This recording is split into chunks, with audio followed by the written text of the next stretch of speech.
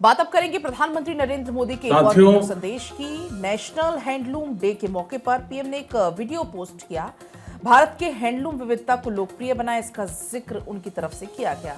Handloom से कुछ ना कुछ खरीदें, वीडियो बनाएं। पीएम ने हैंडलूम प्रोडक्ट्स के साथ एक वीडियो भी शेयर की है। प्रधानमंत्री नरेंद्र मोदी ने कहा 7 अगस्त यानी कि आज का दिन 7 अगस्त हमें भूलना नहीं चाहिए, खासतौर पर 1905। 7 अगस्त 1905 के लिए स्वदेशी आंदोलन का प्रारंभ हुआ था।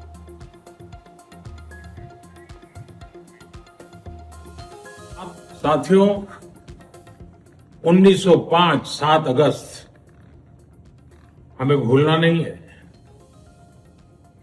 7 अगस्त 1905 को देश की आजादी के लिए स्वदेशी आंदोलन का प्रारंभ हुआ था और आत्मनिर्भर भारत की नींव डाली गई थी।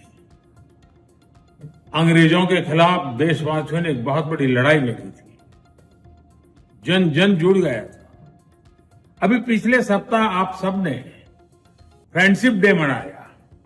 मैं आज आग्रह करता हूं 7 अगस्त हैंडलूम डे होता है। हमने इतने ही उत्साह और उमंग के साथ हैंडलूम डे मनाना है और हैंडलूम डे मनाने का मतलब है कि हर गरीब परिवार, बुनकर परिवार जो अपने हाथों से अपनी छोटी छोटी घर में लूम पर कपड़े बनाते हैं और नई नई वैरायटीज होती है। आप देखिए ना, क्या कुछ नहीं है। और आप भी तो इस प्रकार से एक हैंडलूम की वैरायटी के साथ GRWM वीडियो करके जरूर दुनिया के सामने अपनी बात रख सकते हैं। हैंडलूम के लिए लोगों को प्रेरित कर सकते हैं। हमारा काम है आत्मनिर्भर भारत बनाने के लिए हमारे इन छोटे छोटे छोटे गरीब परिवारों को भी आर्थिक रूप से समृद्ध करना। आइए हम स्वयं हैंडलूम से कुछ न कुछ खरीदें,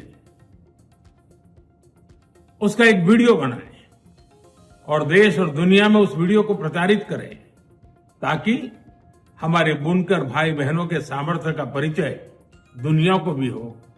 आइए 7 अगस्त हैंडलूम डे, बहुत बहुत शुभकामनाएं। और चलिए खबरों में आगे बढ़ते, प्रधानमंत्री मोदी और बेंजामिन नेतन्याहू की फोन पर बात हुई है। इजराइल के पीएम की प्रधानमंत्री मोदी से बात हुई है। मिडिल ईस्ट के मुद्दे पर हुई है बात, आपसी सहयोग को लेकर बात हुई, रणनीतिक साझेदारी पर भी चर्चा हुई है और इसी के साथ साथ कई अहम मुद्दों पर बातचीत हुई। हॉर्मुज़ तनाव को लेकर भी चर्चा हुई है। तो देखिए, इजराइल के प्रधानमंत्री बेंजामिन नेतन्याहू ने गुरुवार को प्रधानमंत्री मोदी से फोन पर बात की।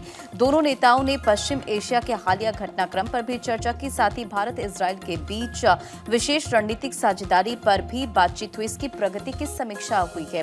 तो देखिए, कई महत्वपूर्ण विषयों पर यहाँ पर बातचीत हुई है। आपको मालूम है, मिडिल ईस्ट में इस वक्त हालात तनावपूर्ण बने हुए हैं। हॉर्मुज़ स्ट्रीट को लेकर अमेरिका और ईरान के अपने अपने दावे सामने आ रहे हैं और इसका सीधा सीधा जो असर है भारत पर भी पड़ रहा है, वर्ल्ड ऑर्डर पर भी पड़ रहा है। और इसी के मद्देनजर प्रधानमंत्री मोदी ने इजराइल के पीएम बेंजामिन नेतन्याहू से बात की, जिसमें कई महत्वपूर्ण विषयों पर बातचीत हुई है। दोनों नेताओं ने पश्चिम एशिया के हालिया घटनाक्रम पर चर्चा की और साथ ही भारत इजराइल के बीच विशेष रणनीतिक साझेदारी में हुई प्रगति की भी समीक्षा की। और अब आगे बढ़ते हैं खबरों में। एआई के मिसयूज पर लगेगा पूर्ण विराम। एआई कंटेंट को लेकर दरअसल अब सख्ती बरती जा रही है। सरकार ने एआई को लेकर सख्त निर्देश दिए हैं। गैर कानूनी एआई डीप फेक कंटेंट हटाए जाएंगे। 3 घंटे के अंदर इन कंटेंट पर एक्शन होगा, ये सरकार की तरफ से निर्देश दिए गए हैं। अब पहले के मुकाबले 12 गुना तेजी से गैर कानूनी एआई डीप फेक कंटेंट हटाए जाएंगे। तो एआई का जो मिसयूज हो रहा है उसी को लेकर सरकार सख्ती बरत रही है और इसी वजह से निर्देश जारी कर दिए गए हैं। इस तरह के कंटेंट को हटाया जाएगा।